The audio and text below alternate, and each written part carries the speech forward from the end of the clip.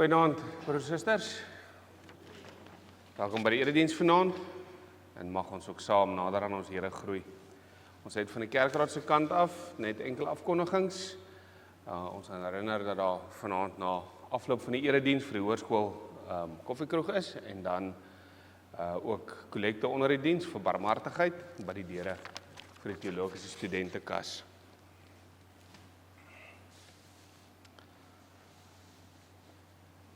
Ons gaan vanaand toetree tot die erediens met lied 176.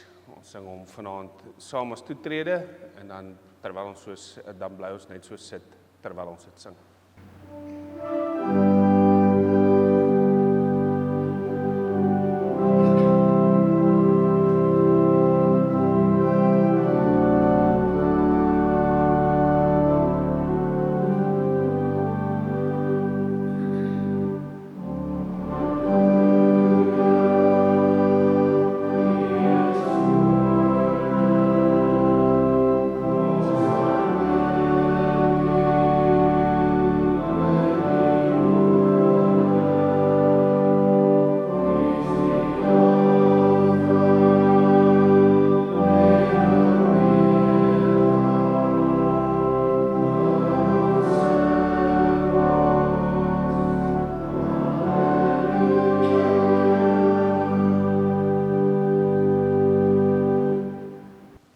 Stil voor die Here.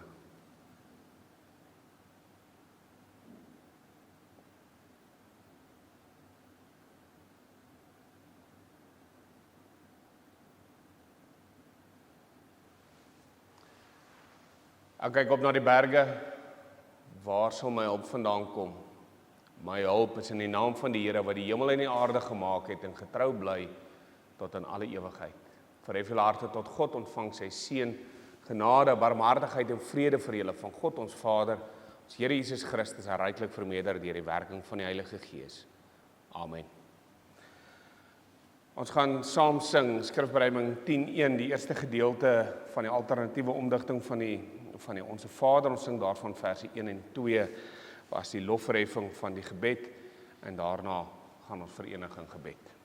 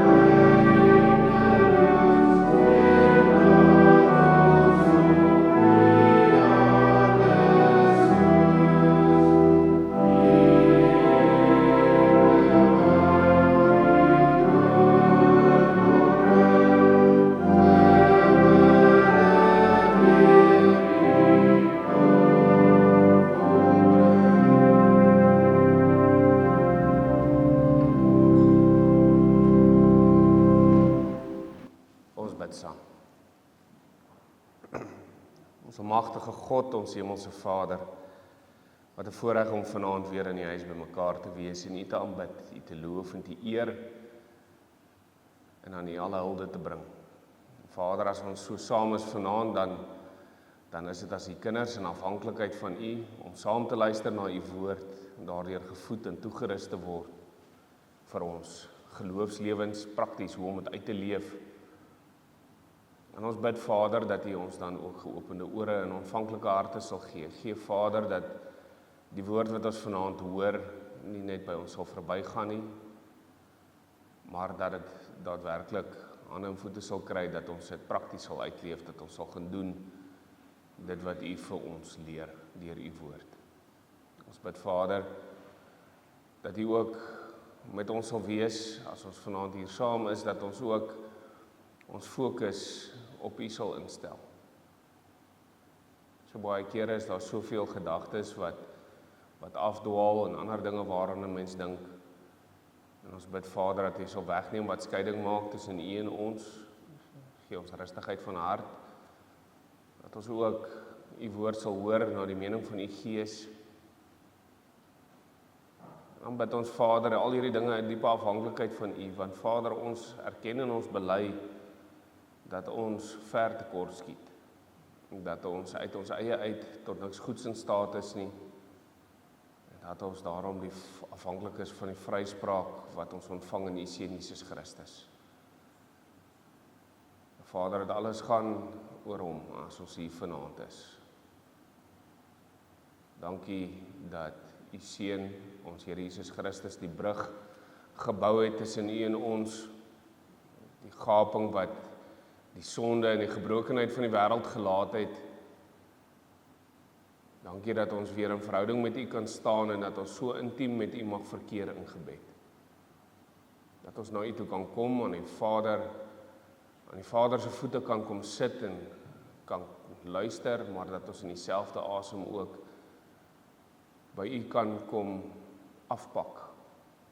Soos dit ook in Filippense 4 staan, dat ons in alles met danksegging en smeking, al ons begeertes, alles aan U bekend mag maak.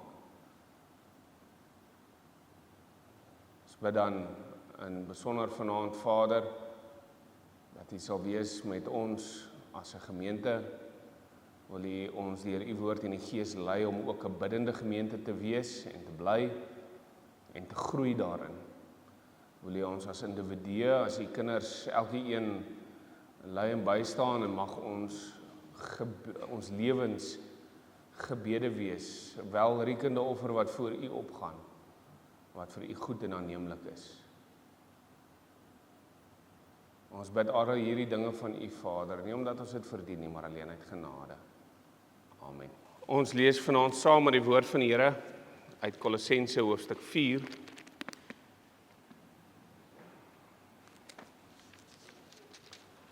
Kolossense hoofstuk 4, ons lees net daai paar versies, verse 2 tot 6.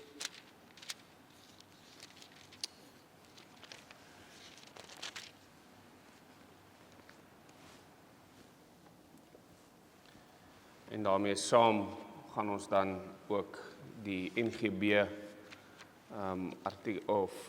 Sondag 45 lees, daarvan net die eerste vraag 116. Kolossense 4 vers 2 tot 6. Volhard in gebed. Wees daarby waaksaam en dankbaar. Bid tegelykertyd ook vir ons. Bid dat God vir ons 'n deur vir die woord oopmaak, sodat ons die geheimenis van Christus kan verkondig, waarvoor ek hier gevange sit. Bid dat ek dit duidelik sal verkondig, soos dit my opgelê is. Tree met wysheid op teenoor die mense wat nog buite die gemeente is. Maak die beste gebruik van elke geleentheid. Wat julle sê, moet altyd vriendelik wees en van goeie smaak getuig. En julle moet weet hoe julle elkeen behoort te antwoord. Net daai eerste woorde, volhard in die gebed, wees daarby waaksaam en dankbaar en bid tegelykertyd, ook vir ons. Heidelbergse Katekismes, Sondag 45, waarom is die gebed vir Christene nodig? Omdat dit die vernaamste deel van die dankbaarheid is wat God van ons eis, en omdat God sy genade en Heilige Gees alleen aan hulle wil gee wat hom met hartlike versigtinge sonder ophou daarom bid en daarvoor dank. Geliefdes in ons Here Jesus Christus, in sy boek The Secret of Guidance sê F.B. Meyer oor gebed, die groot tragedie van die lewe is nie 'n onbeantwoorde gebed nie, maar 'n gebed wat nooit gebid is nie. En daar is baie redes waarom baie van ons dalk nie bid nie. En die hartseer is dat baie van ons wat onsself gelowiges noem deur die lewe gaan en net eenvoudig nie in gebed stil raak voor die Here nie. Nie in gebed lewe, in verhouding met die Here lewe deur gebed nie. Soos ek gesê het, daar is baie redes waarom mense gebed eerder sien as daardie glasboksie wat ek moet slaan in geval van nood. Wat ons vashak daarby dat ons net na die Here toe moet gaan wanneer ons hom nodig het. Die realiteit is, geliefdes, dat daar vir ons 'n oop weg is. 'n Wonderlike belofte soos wat die Here ook in Romeine 8 aan ons bekend maak. Dat selfs wanneer ons nie weet hoe en wat ons behoort te bid nie, dat ons net by hom kan stil word en kan weet dat die Gees vir ons intree met onuitspreeklike versigtinge, woorde wat nie gehoor kan word nie, omdat die Gees wat die harte deurgrond vir die kinders van God pleit, sê Romeine 8 vir ons. Daardie oefening om net stil te word voor die Here, om net aan sy voete te kom sit, om in gebed afhanklik met hom te leef. Dit is die oproep. Dis 'n tragedie wanneer gelowiges nie bid nie, en dis omdat gebed die hart van elke gelowige se bestaan moet wees, omdat gebed die hart van elke gemeente se bestaan moet wees. Ons kan sê gebed is die vrug weer eens van lewende geloof. Wanneer jy werklik glo en deur jou geloof en verhouding met God staan, kan jy nie anders as om deur gebed te lewe nie. Dit is in feite so dat toe die kerk alles van wat die Heilige Gees in die woord oor gebed laat neerskryf het, nadat die kerk dit nagegaan het en dit bymekaar gemaak het in die katekismes, dat hulle tot die volgende gevolgtrekking gekom het. Gebed is die vernaamste deel van die dankbaarheid wat God van ons verwag. Die hoogste, die beste, die vernaamste deel van ons dankbaarheid is om eenvoudig in gebed met God te verkeer. Die uitstaande kenmerk, met ander woorde, die een ding wat soos 'n paal bo water moet uitstaan as jy 'n gelowige is, as jy dankbaar is vir jou verlossing in Jesus Christus, is dat jy moet bid. Ons sien dit byvoorbeeld in die apostel Paulus self. Een van die duidelikste kenmerke van Saulus wat oorgaan na Paulus toe, en daarmee verwys ek natuurlik na die verandering van vervolger van die kerk na navolger van Christus, is dat die nuwe Paulus besig is om te bid. Ons lees kort hoe dat Paulus in sy briewe wat hy rig aan die gemeente is, dit begin met gebede van dankbaarheid en danksegging, hoe dat ons ook lees Handelinge 9 vers 11, hoe dat Paulus tyd in gebed spandeer nadat hy vir Christus langs die pad ontmoet het. Soveel so is dit dat Johannes Calvin ook gesê het, soos wat geloof voortspruit uit die evangelie, so word ons harte deur geloof opgeroep om God se naam aan te roep. Hy sê ook, na ons deur die geloof geleer het dat alles wat ons nodig het en dat alles waarin ons tekortskiet in Christus vervul is en in hom te vinde is, mag ons uit hom opdrink, soos 'n onuitputbare fontein deur in gebed te soek en te smeek van hom, dit wat hy ons geleer het in hom is.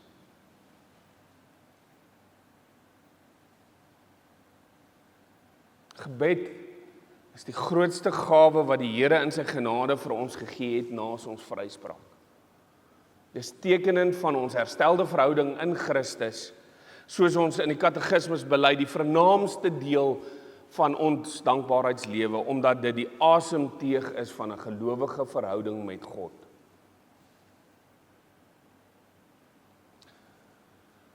Ek bedoel, geliefdes, dit is soos met enige verhouding. Dit is as ek in 'n verhouding staan waar daar net een rigting verkeer in kommunikasie is, waar net een party die heeltyd gesels, die een party die heeltyd kommunikeer en die ander party nie. Dis 'n verhouding wat aan die uitgaan is, 'n verhouding wat aan die sterf is, want dis nie 'n verhouding nie, dis 'n diktatorskap. En so vra die Here van ons om beide te luister na sy stem uit sy woord, maar om ook na hom te gaan in gebed, sodat hierdie 'n twee-rigting verhouding is, 'n gesprek, 'n dialoog is wat plaasvind.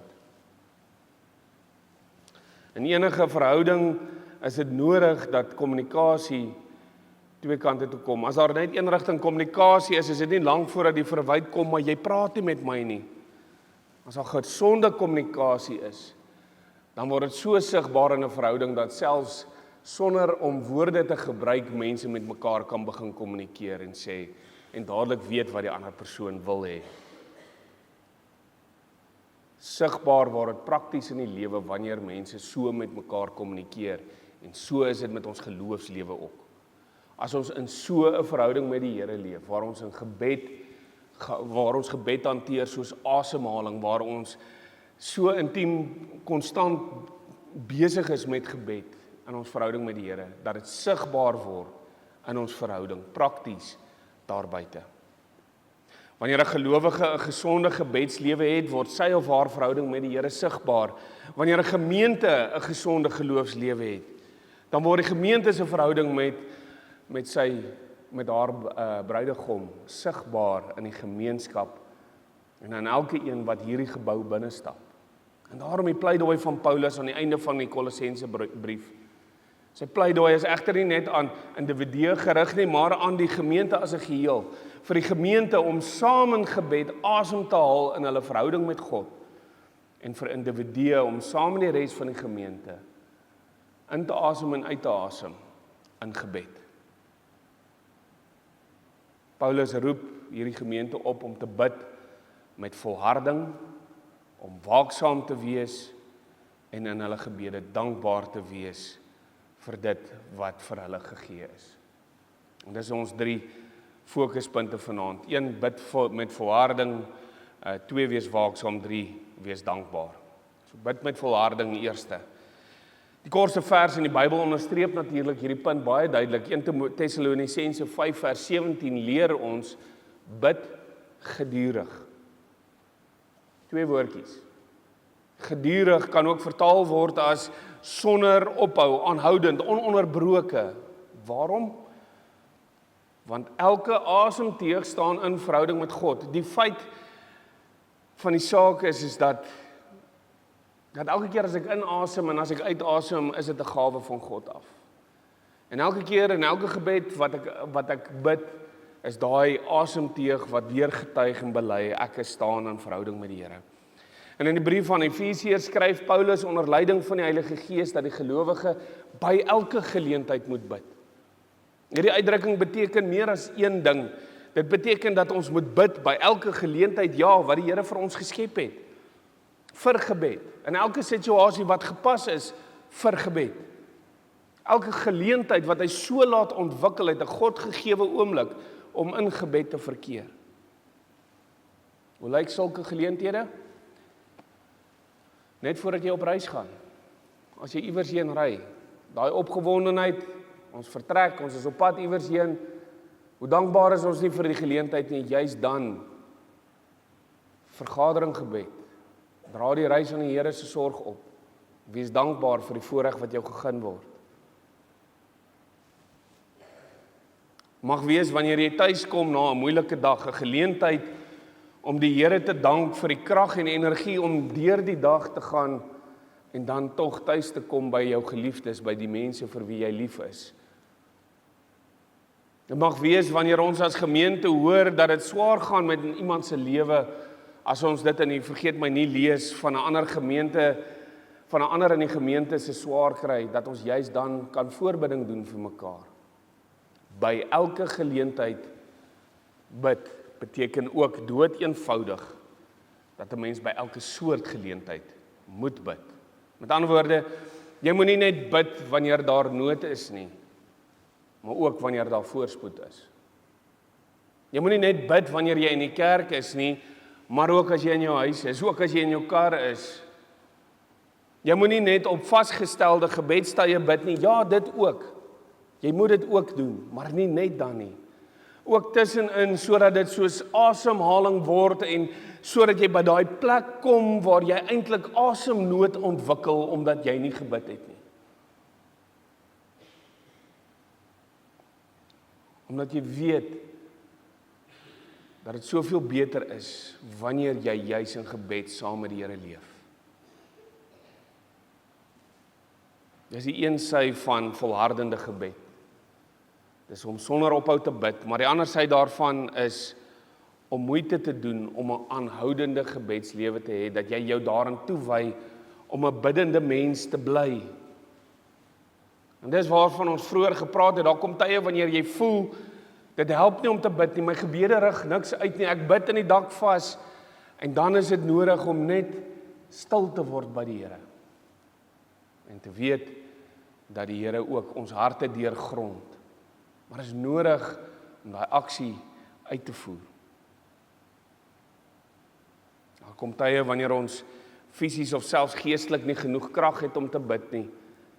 Maar ons word ook hierin opgeroep, juis in uitdagende omstandighede om te volhard in gebed. Christene moet getrou aanhou leef in gebed. En sodoende sal ons 'n biddende kerk bly, sal ons biddende kinders van God bly. Sal ons in gebed kan volhard wanneer die bose met sy verdeeldheid en vernyn aan die kerk se deur en aan my huis se deur en aan my eie lewe se deur kom klop. Want dis die realiteit, geliefdes. Satan is nie bemoei met verlore mense nie. Hy's gemoei met die kinders van God. En daarom die tweede deel van dit wat Paulus sê is, hy sê, wees waaksaam in gebed. Waaksaamheid in gebed is snaaks genoeg nogals 'n saak waaroor bitter min kommentare uitbrei en tog is dit 'n baie pertinente opdrag in hierdie teks. So om waaksaam te wees in gebed is 'n militêre prentjie wat vir ons opgeroep word. 'n Wag is waaksaam, iemand wat op die uitkyk is vir bedreigings vir die kamp of die stad wat hy moet bewaak. Want daar is 'n vyand wat my en dit waaroor ek moet waak bedreig. En hierdie waaksaam wees het verskeie toepassings. Die eerste daarvan is, wees waaksaam teen 'n selfgesentreerde gebed.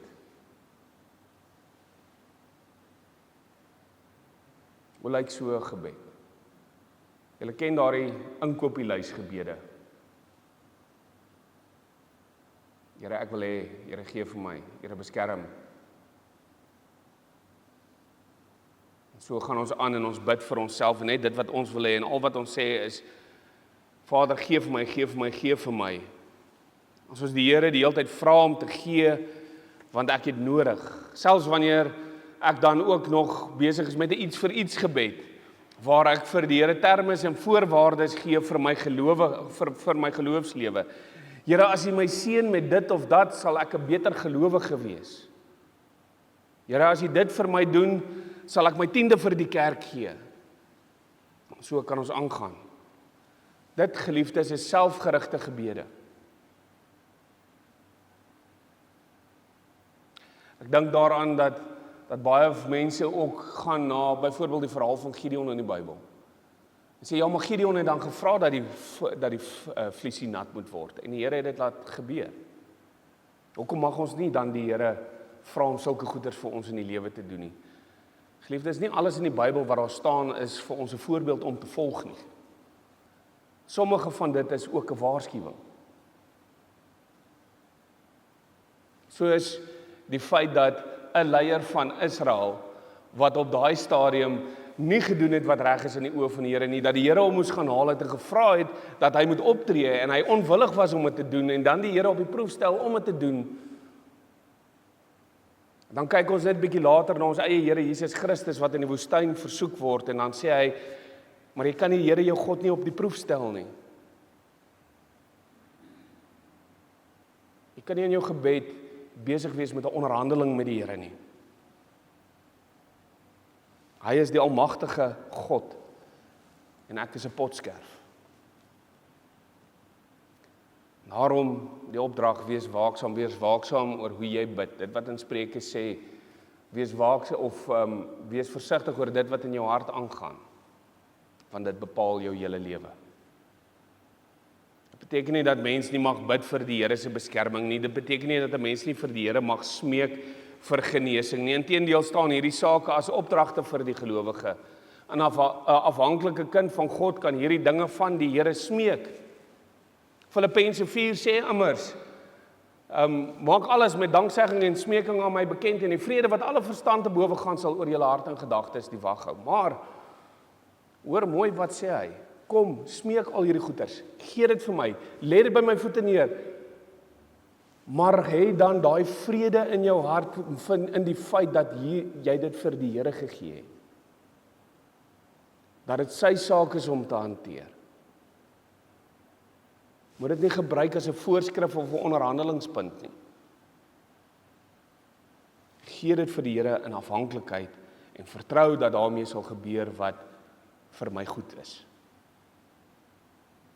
En dan leer die Here ons ook in die Onse Vader bid, dan sê hy nie, bid vir jou daaglikse Ferrari nie. Hy leer ons bid vir jou daaglikse brood. Hy leer nie bid vir selfverryking nie. Ons Here leer ons om te bid vir ons daaglikse brood, dit wat ons nodig het om te oorleef. Selfverryking is nie op die lysie nie, want waaksaamheid het dan ook nog verdere ander se gesondheid en veiligheid op die hart. 'n Wag hou nie net wag oor homself om wakker te bly en die tekens van die vyand en die aanslae op homself uit te ken nie. Hy kyk ook daarna na die wat onder sy wag rustig slaap. Hy hou wag oor die kamp, die inwoners van die stad. Hy dra hulle belange op die hart. En dis waar die koninkryk beeld so mooi grondvat. Jerusalem het sy vestingmure gehad wat die stad omring het, en op die mure is daar wagte en die wagte het terwille van die koning en die ryk wag gehou en uitgekyk vir die vyand. Die wag dra dus die belange van die koning en sy ryk op die hart. En wanneer die vyand kom, dan word die hele stad gewaarsku.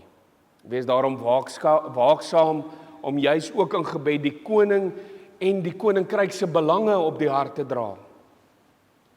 Bid vir die bevordering van dit wat ons koning voor oë het. Bid dat die koninkryk mag kom, dat die getal vol mag word. Bid dat die kerk sal bly stry teen die bose. Bid dat die kerk getrou sal wees in haar uitlewing van die evangelie.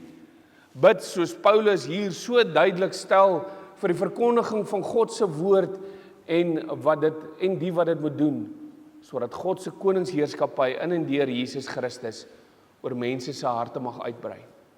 Geliefdes, wanneer laas het ons werklik daarvoor gebid en gesmeek? Wanneer laas was ons gebed primêr oor die koninkryk van God? Wanneer laas het ons werklik net gevra vir die wil van God?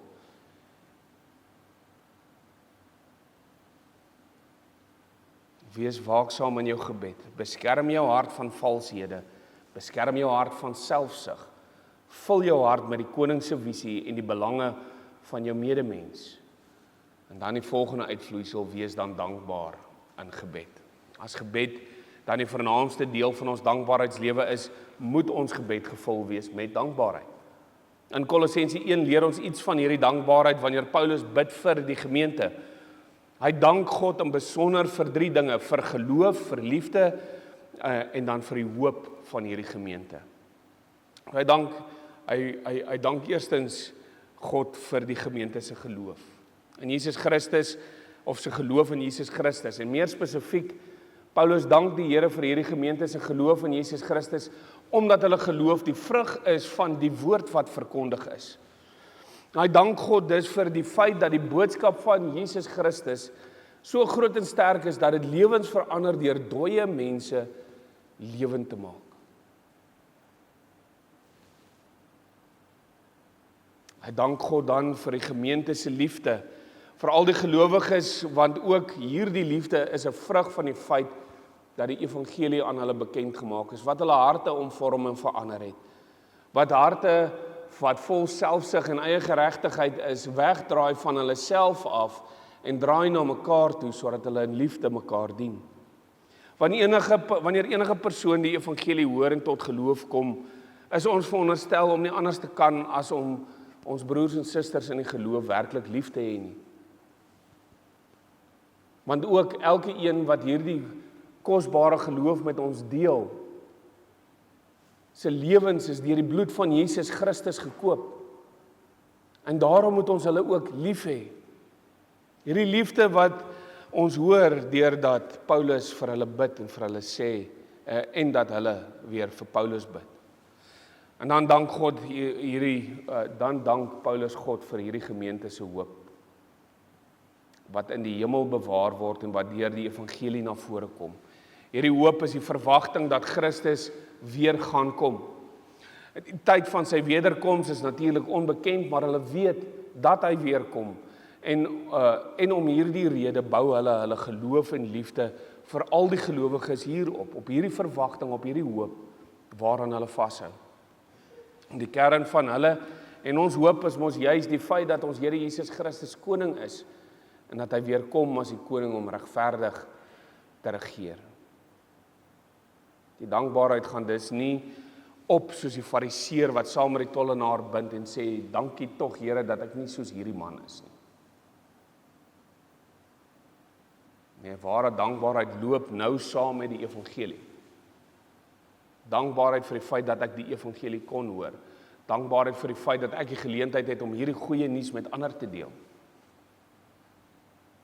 Dankbaarheid loop hand in hand met die evangelie. Dankbaarheid vir my eie verlossing, dankbaarheid dat ek hierdie verlossing in Christus mag verkondig, dankbaarheid dat ek deel van 'n gemeente kan wees, dankbaarheid dat Christus my koning is, dankbaarheid dat Christus se kerk die algemene kerk is en nie net beperk is tot die gereformeerde kerk nie. En ja, ook dankbaarheid vir sy voorsienigheid in my lewe.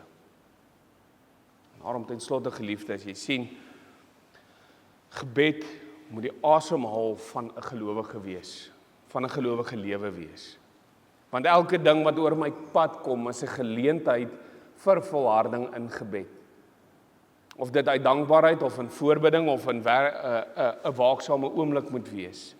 Dit is alles geleenthede wat oor my pad kom om in verhouding met my koning en verlosser te leef. Dis byvoorbeeld daai teks waar die Here sê, jy moet elke gedagte gevange neem. Dit is om daai oomblik te kan erken as 'n waaksame oomblik en te kan sê, Vader, ek het hierdie gedagtes wat onrein is. Ek wil nie daaraan dink nie, neem dit asseblief van my af weg.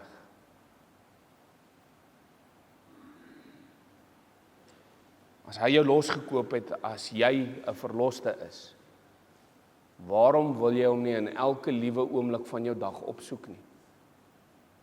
Waarom wil jy nie tyd met hom spandeer nie? En daarom wil ek graag hierdie preek hande en voete gee, geliefdes. Ons het aan die begin gesê, een van die tekens van 'n sterwende kerk is 'n kerk wat nie bid nie. En daarom wil ek jou uitnooi en vra, as jy nog nie deel is van ons bid vir mekaar groep nie, raak deel. Wees bewus van die dinge wat in hierdie gemeente aangaan, sodat jy ook jou medegelowige aan die sorg van die Here kan opdra. Doen voorbidding vir mekaar. Bid saam as 'n gemeente, bid gedurig, volhardend, werksaam en waaksaam en dankbaar binne die konteks van ons gemeente, ons dorp, ons land en die koninkryk van God. Mag God ons deur sy Gees help om 'n dankbare, biddende kerk te wees. Amen. Kom ons bid saam. Almagtige God, Hemelse Vader, ons dank U vir die groot voorreg om U kinders te wees. Ons dank U vir dit wat elke gelowige in sy of haar hart weet, dat ons U kinders is deur die geloof aan ons Here Jesus Christus. Dat ons kinders is van U, omdat U Seun, ons Here Jesus Christus, die volle prys betaal het vir ons sondeskuld aan die kruis. Dat hy ons vrygekoop het, ons sy eiendom gemaak het, en dat ons daarom as vrygemaakte kinders van U na U toe kan kom, En soos 'n kind by die Vader se voete kan gaan sit en klein word in afhanklikheid. Vader, ons bid dat U ons sal lei om te volhard in gebed. Dat ons sonder ophou sal bid. Dat ons elke geleentheid wat daar is om te bid in gebed sal verkeer. Dat gebed vir ons soos asemhaling sal word en dat dit sal lei daartoe dat ons sal groei in ons verhouding met U. Ons bid, Vader, dat U ons sal waaksaam maak. Dat ons sal waak oor ons persoonlike geloofslewe deur U woord onder leiding van die Heilige Gees. Maar dat ons dit ook so sal doen met mekaar teenoor mekaar. Dat ons mekaar sal opdra aan die sorg en vir mekaar sal voorbidding doen. Ons bid, Vader, vir die bevordering van U koninkryk. Wil U ons gebruik as instrumente in U hand om die evangelie te verkondig, om so ver as wat ons gaan te gaan sê, daar's goeie nuus. Ons koning het oorwin. En dan bid ons, Vader, dat U ons sal vul met dankbaarheid. Dat ons dankbaar elke dag, elke oomblik sal reageer op die feit dat ons net bestaan, dat ons leef, dat ons die gawe van die lewe ontvang het. Wil U ons lei in dankbaarheid, want dit is nie iets wat natuurlik van ons afkom nie. Gee, Vader, dat ons optrede en veral dan ons gebede daardeur gekenmerk sal word. Dit bid ons van U, Vader, nie omdat ons dit verdien nie, maar enkel en alleen uit genade. Amen. Ons gee geleentheid vir ons kollekte. Kom ons antwoord op die skriflesing en prediking met Skrifbeduiding 10:1 verse 3 en 4. Gee ons, want ons gebrek is groot, vandag ons daaglikse brood. Bewys ons tog barmhartigheid en skeld ons, Heer, ons skulde kwyt, soos ons in skuldvergifnis verhul wat aan ons skuldig is.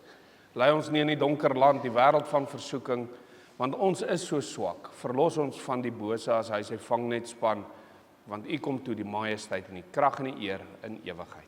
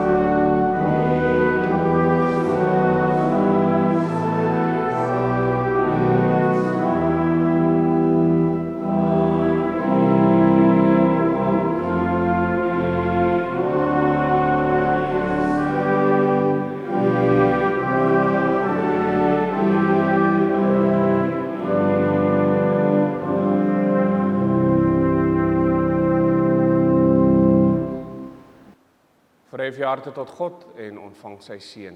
Die genade van ons Here Jesus Christus en die liefde van God en die gemeenskap met die Heilige Gees is en bly met elkeen van u.